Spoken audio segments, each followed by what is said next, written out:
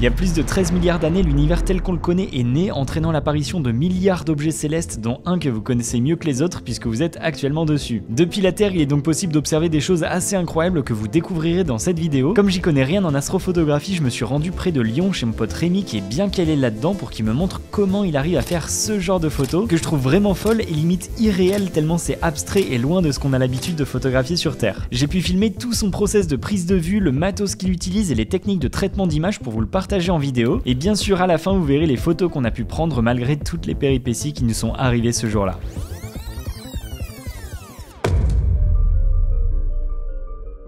Bon, comme je le disais en intro, il y a des milliards d'objets célestes dans le ciel, donc avant de partir en session astrophoto, il faut choisir la cible qu'on essaiera de viser. Alors là, du coup, on est passé sur Stellarium, qui est un logiciel qui nous permet de voir les objets du ciel. Ce qui est intéressant avec ce logiciel, c'est qu'on peut voir le cadre que l'on peut photographier en fonction de notre matériel, donc que ce soit l'objectif et l'appareil photo.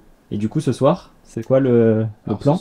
Le plan de ce soir, c'est d'essayer de faire une partie du voile est, qui est aussi appelée la tête d'alien. Ok, et donc c'est tellement zoomé en fait qu'on verra juste cette petite partie de la nébuleuse. Une nébuleuse, c'est un gros nuage de gaz et de poussière qui peut avoir différentes couleurs, et celle qu'on va essayer de photographier ce soir est située à 2400 années-lumière de la Terre, donc en gros la lumière de cette nébuleuse met 2400 ans à nous parvenir. Maintenant qu'on a choisi notre cible, il est temps de préparer le matos, de charger tout ça dans la voiture et de nous diriger vers un spot en montagne pour éviter la pollution lumineuse.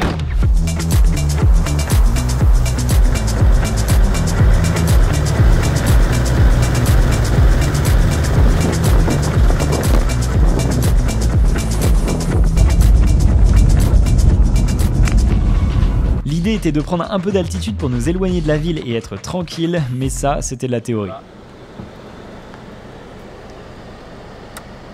En arrivant sur le spot, on s'est aperçu qu'il avait été pris d'assaut par une foule de vacanciers, donc on a dû chercher un plan B. Après, il y a un petit coin qui a l'air un peu plus dégagé, plus grand, on peut essayer d'aller voir. Vas-y. Let's go. 5 minutes later. On est obligé de se faire genre au moins 300 mètres à l'envers là, en marche arrière sur un tout petit chemin. Parfait. La plus longue marche arrière de ma vie.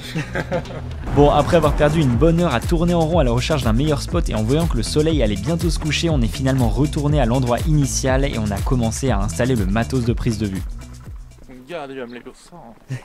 Et justement, avant que Rémi nous explique en détail chaque élément de son setup, du capteur au laser en passant par le télescope et la monture équatoriale, je vais vous parler du sponsor de cette vidéo qui est Artlist et qui me permet de faire ce genre de concept où je vais à la rencontre d'autres photographes et vidéastes. Si vous demandez où j'ai trouvé les différentes vidéos de nébuleuses, de galaxies, mais aussi les musiques que vous avez pu entendre, la réponse est simple, sur Artlist. Pour celles et ceux qui connaîtraient pas encore Artlist, c'est une plateforme sur laquelle on retrouve plusieurs choses très utiles quand on fait de la vidéo. Pour que ce soit vraiment concret, je vais vous montrer la timeline de ce montage. Au début, on retrouve plusieurs plans d'illustration. Pour ça, je suis allé dans la section footage et j'ai tapé space pour avoir des plans de l'espace. Une fois que j'ai trouvé un plan qui matche bien avec mon projet, je peux le télécharger en très bonne qualité. Ensuite, pour la partie musique, vous l'avez peut-être remarqué, mais j'en ai utilisé plusieurs en fonction du rythme et de l'émotion que je voulais donner. Pour les trouver, je suis allé dans la partie music, j'ai utilisé les différents filtres qui sont juste ici.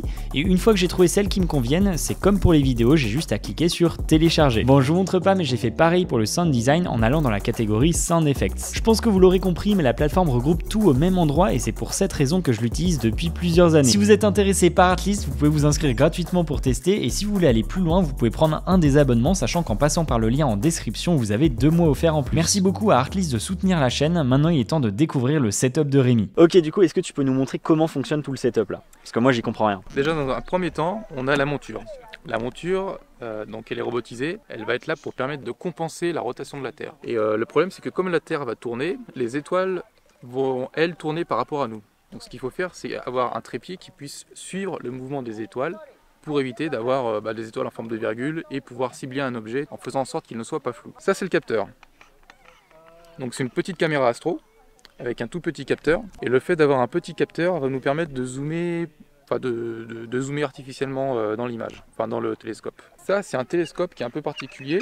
C'est une lunette apochromatique. Donc la différence qu'elle aura par rapport à un objectif d'appareil photo, c'est qu'elle sera traitée pour avoir le moins de déformations possible. Par exemple, quand on parle d'un 70-200 haut de gamme en appareil photo, en fait, il est bourré de défauts à côté d'une lunette. On va appeler ça une lunette 474-70, donc 474 mm de long et 70 mm de diamètre.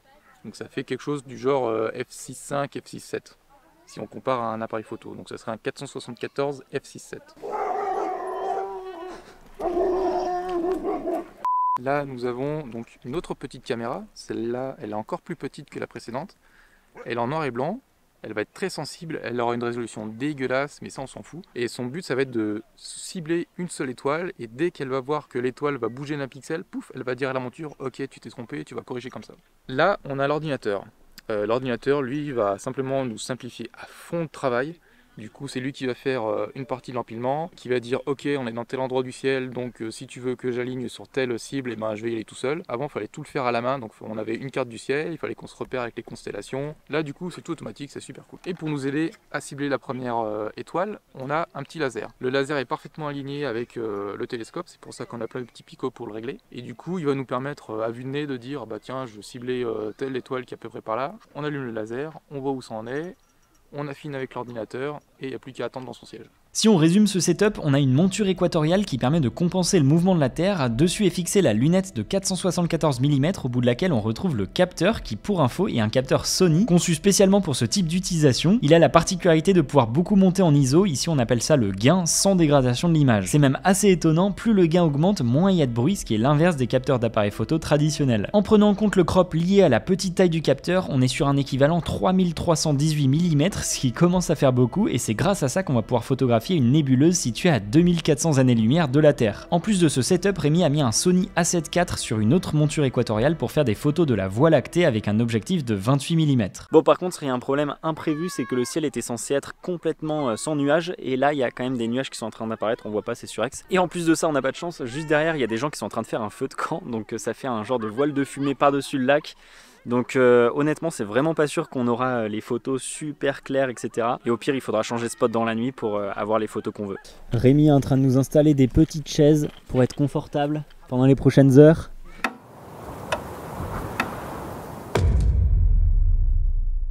Là j'essaie de trouver une étoile qui est très brillante pour faire la mise au point de manière la plus précise possible. Et tu fais ça directement depuis ton tel. Ouais, grâce à l'ordinateur. Donc là c'est ce qu'on appelle un masque de Bahtinov, ça va nous permettre de transformer les étoiles en forme de croix avec une barre au milieu et en fonction de là où est la barre sur la croix, ça va nous dire si on est bon dans le focus ou pas. Voilà. Là par exemple, je suis pas bon du tout parce qu'on distingue même pas la croix et puis la petite barre qui devrait être au milieu, elle est vraiment trop à gauche. Donc je suis toujours pas bon en focus. On refait une photo. Ce qu'il faut savoir, c'est que le process dure pas mal de temps parce que dès qu'on fait une modif de focus, on doit prendre une photo pour vérifier ce que ça donne et sachant que chaque photo a un temps de pause de 30 secondes, vous imaginez que ça prend un peu de temps avant d'avoir le focus parfait. Une fois que c'est fait, il reste une dernière étape pour paramétrer la monture. Donc là, on est en train de chercher l'étoile polaire pour aligner la monture pile poil. Comme ça, elle n'aura pas besoin de faire beaucoup de corrections quand elle va tourner. Donc là, le petit point jaune, ça représente l'étoile polaire et le centre de la cible, c'est là où la lunette regarde. Il va falloir jouer avec les petites vis pour faire correspondre le point jaune avec le point vert. Et une fois que ça va correspondre, donc quand on aura 0 degré d'erreur, on sera bon. Le principe est de prendre un maximum de photos pour qu'en post-prod on puisse les empiler les unes sur les autres pour augmenter la luminosité et obtenir plus de détails dans les couleurs. On a donc lancé la prise des photos, on était tranquillement dans nos sièges à admirer la Voie lactée à l'œil nu quand tout à coup la monture a commencé à faire n'importe quoi et à arrêter le suivi. Bon Rémi, qu'est-ce qui se passe? Bah je sais pas, il y a la monture qui a perdu le suivi. À côté de ça, le tracking et le guidage sont complètement à l'ouest, donc j'ai tout relancé, j'espère qu'on aura quelque chose. Je suis dégoûté. Rémi a dû refaire tous les réglages en repartant de zéro, ça nous a fait perdre 20 minutes et on a pu relancer la prise de vue en croisant les doigts pour que cette fois tout se passe bien. On est resté comme ça une bonne partie de la nuit et c'est à ce moment-là que j'ai vraiment réalisé à quel point l'astrophotographie est une discipline complexe qui nécessite énormément de compétences et de patience. Ok, on est le lendemain, la nuit a été assez courte et on va enfin pouvoir voir ce que les photos ont donné. Du coup Rémi, est-ce que tu peux nous expliquer pourquoi on a pris autant de photos hier soir, à quoi ça sert, enfin qu'est-ce qu'on va en faire en fait? C'est quoi le traitement pour obtenir des photos assez incroyables? Alors on a pris beaucoup de photos pour les empiler. Le fait de les empiler, ça va limiter le bruit et augmenter artificiellement l'exposition. Là par exemple, c'est une photo brute, donc on voit que c'est dans la Voie lactée, proche de la constellation du Cygne, qui est juste là. Si on zoome par exemple sur une petite région où il y a peu de signal, on voit que, donc là il y a des étoiles, mais il y a aussi du bruit. Et on voit qu'il y a aussi peu de différence entre une étoile et du bruit. Donc le fait d'empiler va faire ressortir les étoiles et diminuer le bruit. Donc pour rappel, ça c'est juste une photo parmi les 30 qu'on a prises de cette zone-là. Et donc ce que tu vas faire, c'est empiler les 30. Voilà, donc là on va faire un saut dans le temps. Là c'est le résultat des photos qui sont empilées. Donc on voit qu'on a gagné énormément en exposition et en signal. On a plus de détails. Bon là à la caméra on voit quasi rien, mais en gros c'est très surexposé. Ouais. Et du coup la même avec un peu moins d'expo, enfin beaucoup moins d'expo. Donc on voit déjà qu'on a beaucoup plus de signal dans la Voie lactée, on a même des couleurs. Et si on prend une petite région, on voit qu'on a beaucoup plus d'écart entre du bruit et des étoiles. Ouais, là on voit quasi plus de bruit. Hein. Ouais, enfin, il y en a toujours, mais franchement ça va. Et la même avec un petit traitement.